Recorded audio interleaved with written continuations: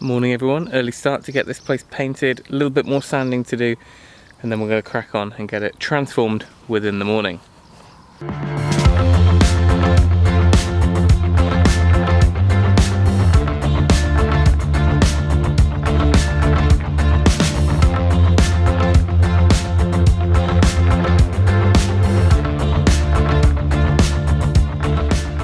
As you can see, really nice big blue skies this morning, so it's had a decent amount of time to dry from that little bit of rain yesterday, or quite a bit of rain yesterday. I'm going to finish off sanding now, just mainly up on the top there. I started it, the camera was running out of battery yesterday, but up on that kind of little gable end bit there, sand all that back, and then we're pretty much there. I need to give the whole lot a really good sweep in the grooves where there's little bits hanging in there, and then our delivery should be here. The OSMO, what we're putting on, between 9 and 10, so I've got an hour or hour and a half before that starts. So then once that's done, I'm probably only going to get one coat today. All being well, might even get a bit of time to go fishing at the end of the day. It's just in all these grooves that it's going to be a little bit harder to paint when we put the finish on, just because they've opened up a little bit over the years, so that we're going to have to really get in there with the brush, and the last thing I want to do is pull out a load of dirt and cobwebs over the face, which is relatively smooth now. So a really good sweep down and brush. I've also rounded over these corner profile beads that Dad had put in so that the cladding stops up to it, which is a neat way to go.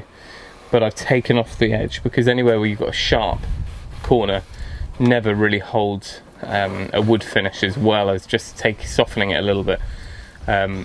It's just going to help. So rather than a conventional varnish or wood treatment that might peel off like this stuff is here, there's another piece here. You can see that it's almost like a plasticky film. Rather than that, what usually happens with the OSMO products is they kind of, because they're in oil, they soak in slightly, but they are thicker than a standard oil, so they do form a protective coating. Oh, and I fixed that gutter yesterday. What happened is this junction here, the joiner, the actual rubber gasket which is in there, which clamps this, one piece down and seals it. There was no rubber gasket in there, so I had to dig around in the gravel and the floor, and bizarrely I found it up on the roof. So obviously it had never been put in, I don't think, but that's in now. Everything's free flowing, goes all the way down to the far end, and then discharges down into the woods at the back.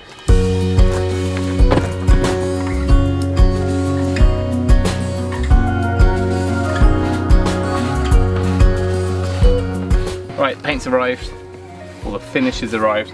So like I said in yesterday's video, this is OSMO UV oil. It is what we've used on projects before, and well worth the extra expense. That said, it is very expensive in comparison to normal DIY store finishes. Check we've got the right colour on both. Yeah, so they're both the oak colour.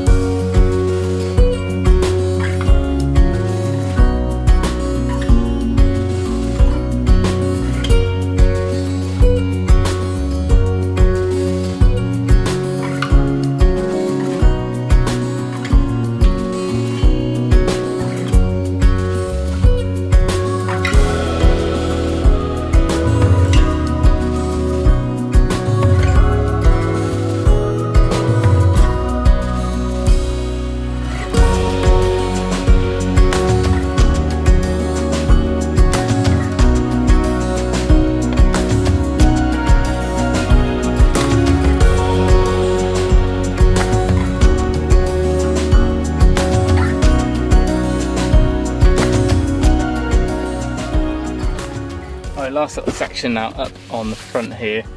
It's a little bit more weathered, I guess it's been more exposed. And there's a little bit of a soffit board in here, which we'll paint for now, but probably needs to be replaced. And also Dad wants to sort out some flashing over the top here. But for the short-term solution is just to give it one coat for now, or 2 coats in the end, to tidy it all up. So like I was saying, this is about £60 a tin, and that is quite a lot of money for when you compare it to some of the DIY creosote shed and fence treatment type things. This is designed for smooth timber, so you wouldn't use it on rough sawn anyway.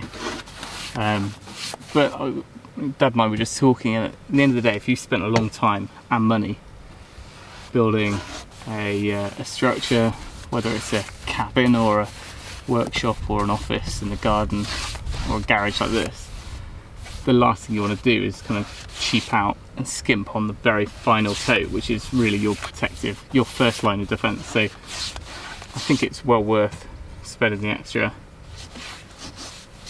to get it done right. You can see it's very thin to work with. It's not as thin as an oil, but it's, I'd say, it behaves more like a varnish. And the idea is, the way it's formulated is that it kind of soaks in first and primes the wood and kind of preserves the first few millimeters of material, and then it forms its protective layer over the top. So because it's so thin, it does go pretty far. That one tin, we bought 2 tins, and 1 tin has done everything we needed it to, apart from this section. So we're probably just about to get away with 2 coats on everything. There is another section on the back which might need a smaller tin to finish off. I don't think we're getting quite as much as the stated 16 meters a litre. Probably more like 10 to 12.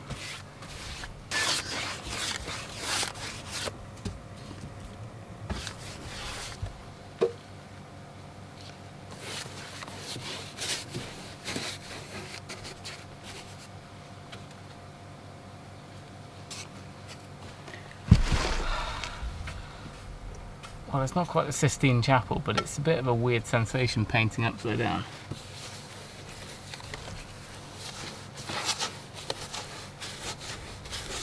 Whilst I'm up here, I may as well mention the tile. This tile went on 10 years ago, and it's the Metro tile.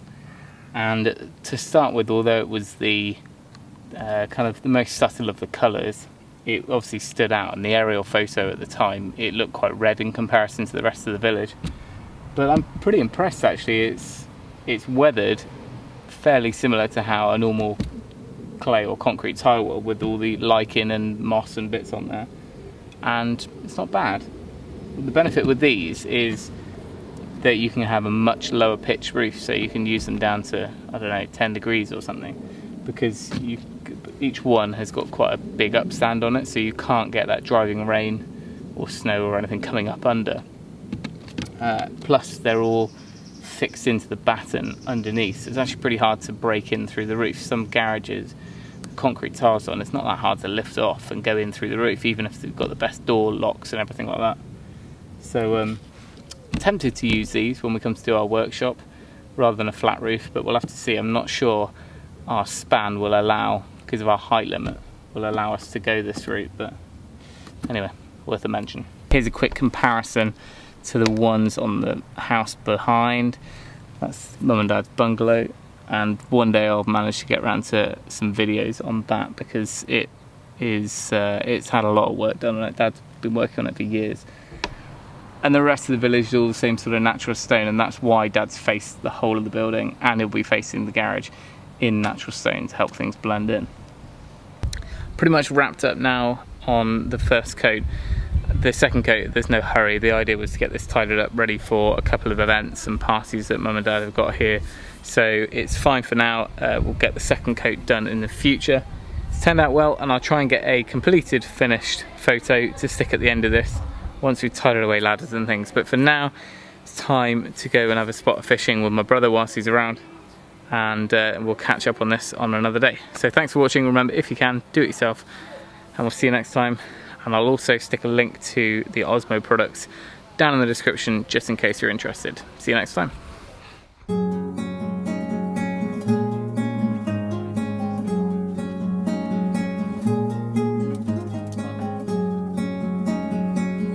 Let's go find some fish.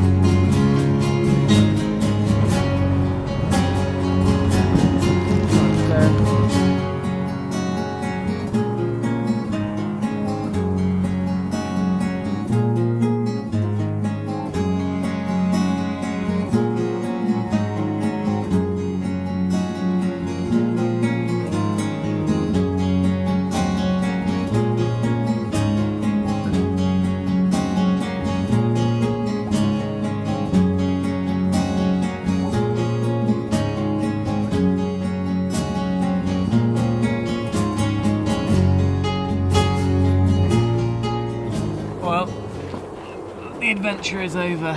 It was a bit of a short outing. We both lost a fish. Ali had his for a good bit longer than me, but mine, I just bad strike, and Al lost the hook.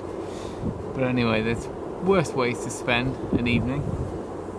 Anyway, kind of got the taste for it again, so perhaps a little bit more fishing action later in the summer.